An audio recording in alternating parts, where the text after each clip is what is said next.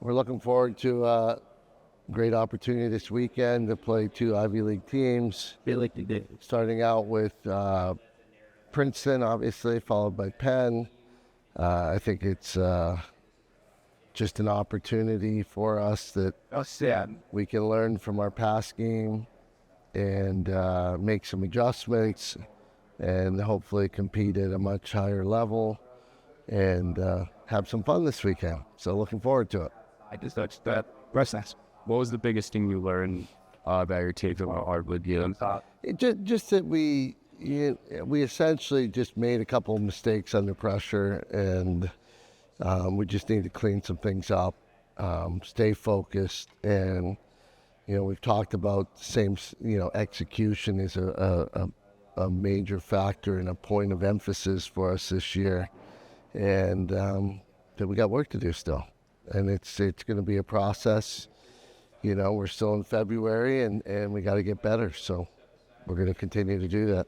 Obviously, you don't want to lose games, but how do you think maybe losing a game at this point in the season helps you guys? I think it gives you teaching moments, so I think that's really what it did. It gave us the opportunity to go back and clean up a couple areas and talk about situations, and hopefully that experience will allow us to make better decisions in the future games.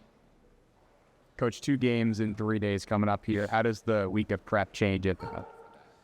Well, the first game's pretty straightforward. The second one will be a cram session, so as a staff, obviously, we'll prepare in advance.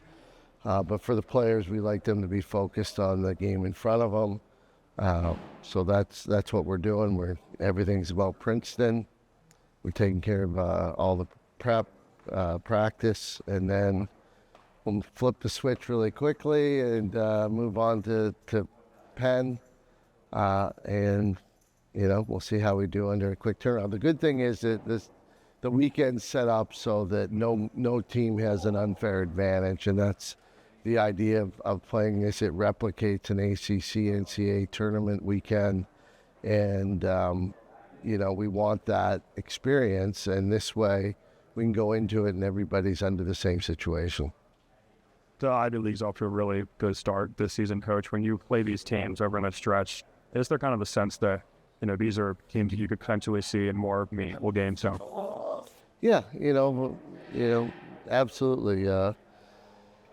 We like to play the best, so we know where we're at, and we learn from it. Last year we had a game, we lost to Harvard, and we beat them in the playoff. So, these games give you that experience, and we may see one of them again, and if we need to make adjustments, we will, and that's what it taught us last year. But it's also just fun to get a couple games in one weekend. I know the players are really excited to actually be playing some extra games as opposed to fewer, so excited about it. Just looking at Princeton, 2 very US to start their season, just what do you say in that model until this was Yeah, you've seen. I think Penn State gave them, gave us a model to look at. They had great results against Princeton, and then obviously Princeton rebounded, taking down Maryland. So, on film, you just gotta take what they're doing. We've analyzed it and came up with our game plan, and I think we're pretty much ready to go, and everything's in place. And now it's about execution, energy, and excitement about the opportunity. Against Harvard, you kind of flip-flop Michael and Payne and attacking midfield. I was kind of wondering what went into that decision, and if that's something that you're going to continue to do down the line. Well, you just read the way the game's going, and you make adjustments. It's, I think we came out in that third quarter and scored a bunch of goals right away, so I thought it was a good adjustment. And you just have gut feeling sometimes. Sometimes players, just the matchup's not right or something's not working, so you make the change and you make the adjustment. So that's what we did, and, gave us a chance. Michael had 4 assists against Harvard. How do you see him, I guess, become a more complete player? As I don't think, I can't remember if that's our hires off, but how do you see him become a more complete player in terms of everybody has their role on this team. Everybody has their jobs to do, and we just want him to continue to do it at a high level. And and bring that energy every day. And so he's just going to continue to do what we ask of him. And sometimes he's going to have assists, sometimes he's going to have goals. That is kind of determined by the opponents as opposed to him himself. So I'm excited what he can see that he can do this weekend. What's the toughest thing about defending, I guess, game planning in terms of defensively for a team like Princeton? They have so many guys they can serve you. Is that kind of the main concern there? Yeah, it's, they kind of, start out structured on the offensive end, and then they go into almost freelance mode. So it makes it, you got to kind of prepare for every situation, from picks to, it's not necessarily going to be just a set play or set formation all the time. They go into kind of a freelance mode, and you just have to play good team defense and go back to your fundamentals. So that's what we've been working on. Any more questions? Have you seen a sense of urgency from your team in practice this week, coming off the loss? I think they were disappointed in the results last weekend, so they want to right the ship, as you say, and come out and prove that they're better than that, and that they can play a game with fewer mistakes and come out on top. Against Harvard, you started Chuck over Jordan, that defense for the second straight game in the row. I was kind of wondering what's really impressed you about his transitions to all that done. Well, it's just we're looking for the foot speed to match up with some dynamic offenses, so that's kind of why that's done. Jordan's been doing a great job for us.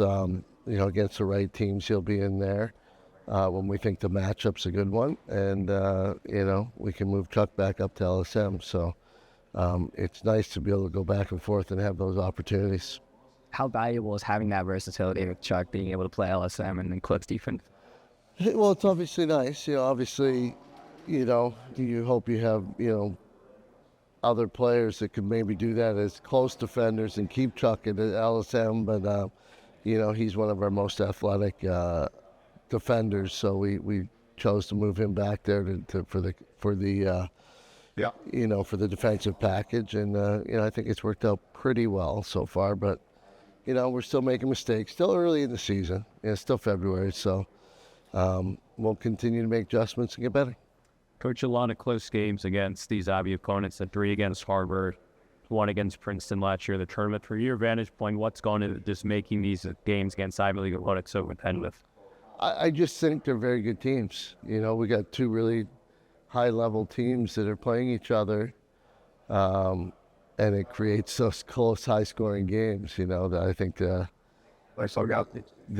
offensive sides of Princeton, Syracuse is just 2 teams that are coached very well, and they move the ball very well, and they can score a lot of goals. So it's a challenge to both defenses to try and limit that. And, the result's been, high-scoring 1-goal games so far.